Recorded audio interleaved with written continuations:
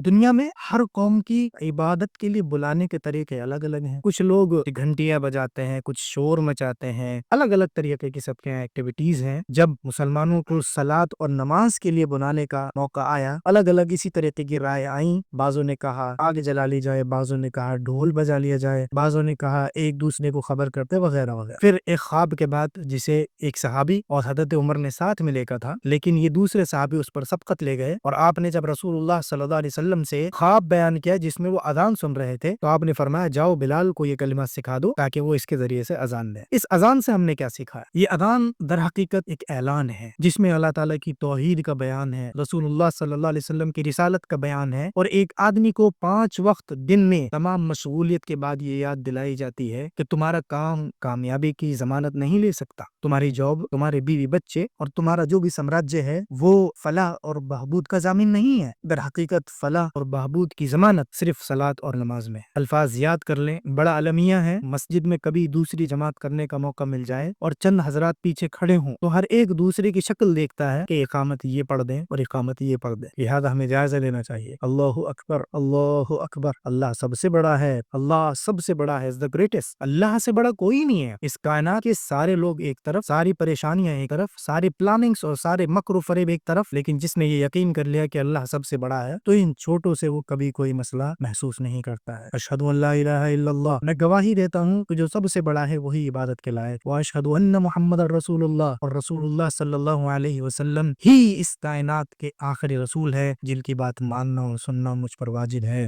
حی علی الصلاۃ، صلاۃ کی طرف آئیے، کامیابی کی طرف آئیے۔ اللہ اکبر، اللہ اکبر۔ پھر بتایا جا رہا ہے کیوں آنا ہے؟ کیونکہ اللہ ہی سب سے بڑا ہے، اللہ ہی سب سے بڑا ہے، لا الہ الا اللہ، اس کے علاوہ کوئی سچا معبود نہیں ہے۔